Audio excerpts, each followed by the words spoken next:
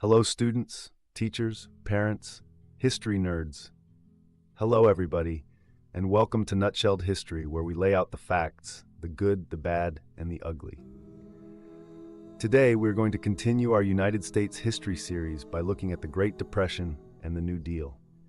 Don't forget that there's a link for a fill-in-the-blank worksheet in the description. I just ask that you like and subscribe.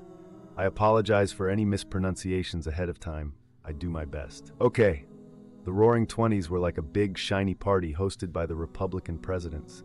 Starting in 1920, they got to take credit for all the good times. By 1928, the nation was still loving the vibes and voted in Herbert Hoover. But spoiler alert, that prosperity everyone was raving about? It was about as sturdy as a house of cards. Farmers were having a rough go, though. They'd borrowed money during World War I to ramp up production. But after the war, the demand for their crops tanked. Yet there they were, still cranking out food like it was going out of style. The markets were flooded with cheap crops, and farmers couldn't pay off their loans. Picture a farmer looking at a pile of potatoes and wondering how to turn it into mortgage payments. Meanwhile, industrial workers were doing okay, but their bosses? They were swimming in money like Scrooge McDuck. By 1929, the wealthiest 0.1% was earning the same as the bottom 42%. And while rich folks couldn't buy enough stuff to keep the economy running, the rest of the country was swiping credit cards, or signing up for credit, to buy products they probably didn't need, all while pretending things were still peachy. Then came 1929, when everyone collectively realized that betting on the stock market was like playing poker with monopoly money. People were borrowing cash to buy stocks, flipping them for quick profits, and driving prices sky high. It was like a game of Jenga until someone sneezed, and down came the tower on Black Tuesday, October 29, 1929. Fortunes were wiped out faster than you can say margin call. Cue the Great Depression, a fun little era from 1929 to 1941 when the U.S. economy tanked and unemployment skyrocketed. Banks folded, businesses crumbled, and in a brilliant move to fix things, the government passed the Hawley-Smoot tariff, which slapped high taxes on foreign goods. The result? International trade said, "No thanks," and crawled into a corner to die. Americans felt the pinch. Some lost everything, while others were barely hanging on. Unemployment went from a manageable 3.7% in the 1920s to a soul-crushing 25% by 1933. Families were selling off their stuff just to survive. If they weren't at the pawn shop, they were lining up for bread handouts. If you lost your house, congrats. You could join your neighbors in Hoovervilles, shanty towns named after the president everyone loved to blame for, well, everything. Out in the country, things were just as bad. Farmers, who were already struggling, saw crop prices hit rock bottom. Between 1930 and 1934, almost 1 million farmers lost their homes. And if that wasn't enough, the Great Plains turned into a massive dust bowl. The earth itself was basically like, "I give up," and turned into a cloud of dirt.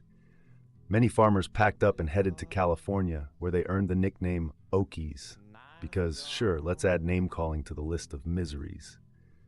Minorities? They got the worst of it. African-American sharecroppers were booted off the land, and many migrated north, where things weren't much better.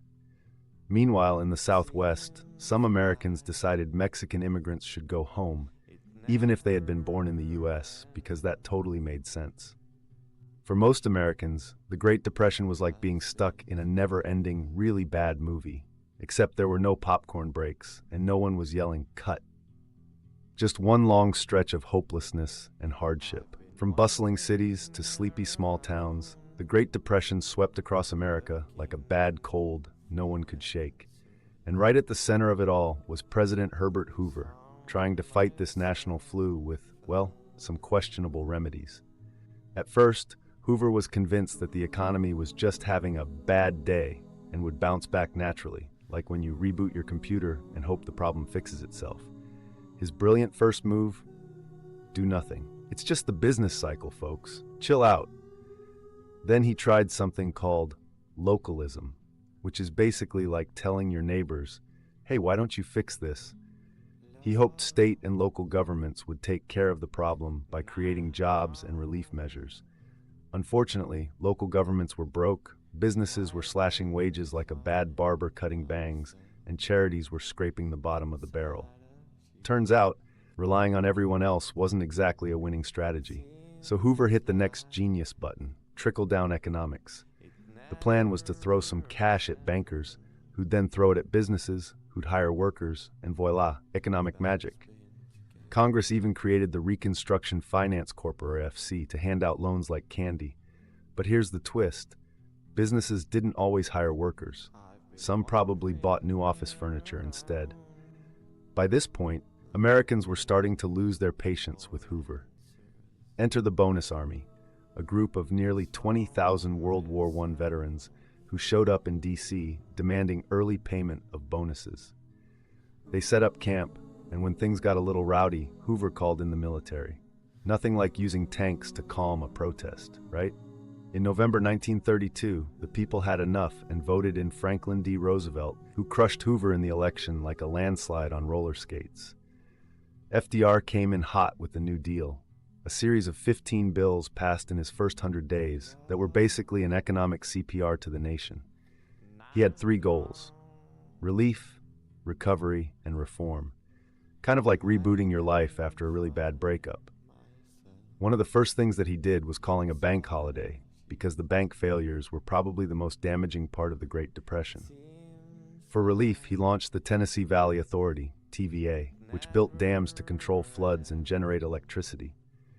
There was also the Civilian Conservation Corps, CCC, which sent 2 million young men off to plant trees, build trails, and generally do things that made them feel useful. Recovery came in the form of the National Recovery Administration, NRA, and Public Works Administration, PWA, which set minimum wages and gave millions of people jobs, building everything from bridges to power plants.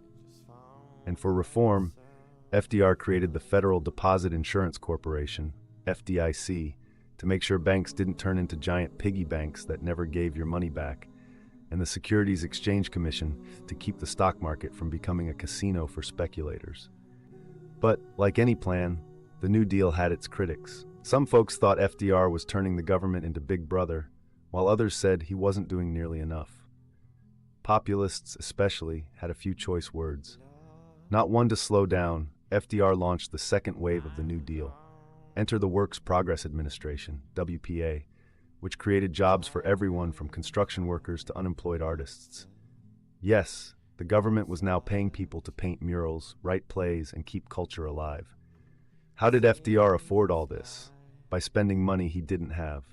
Economist John Maynard Keynes gave this the thumbs up, saying it was actually the only way to fix things. Then came the Social Security Act, which created a pension system for retirees, unemployment insurance, and aid for those with disabilities.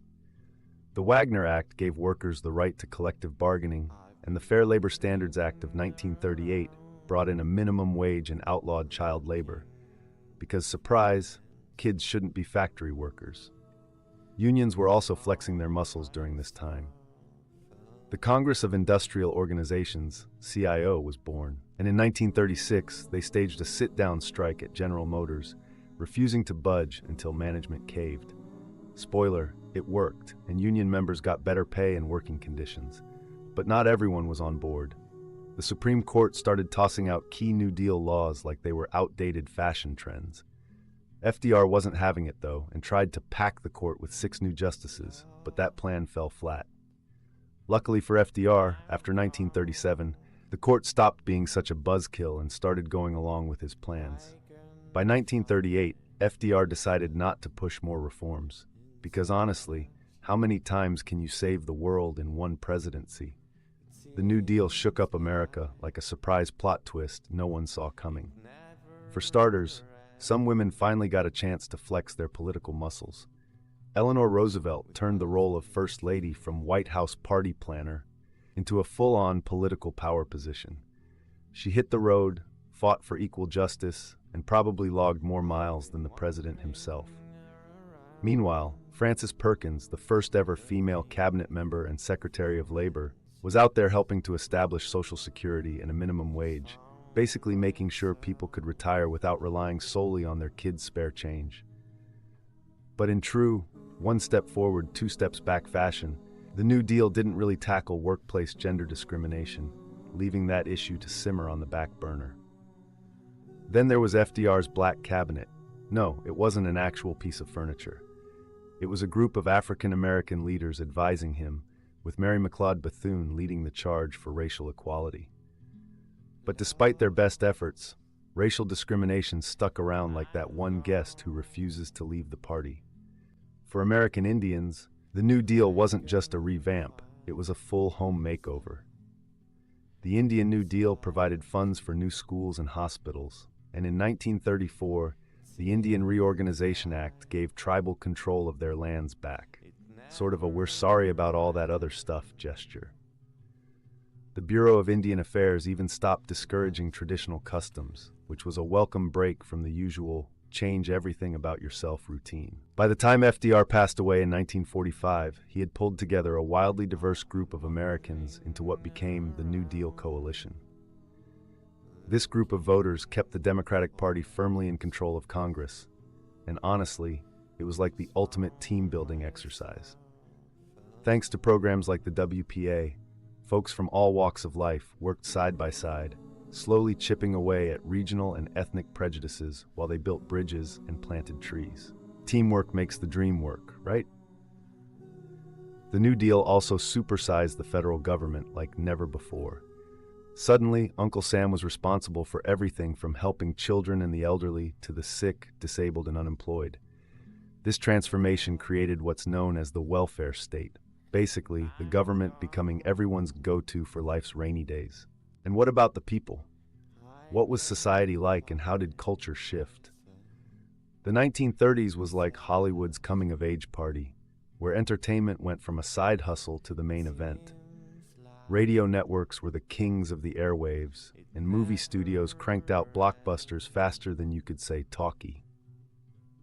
Radio ownership skyrocketed, and with about 2/3 of Americans heading to the movies at least once a week, the local theater was the place to escape the harsh reality of the Great Depression.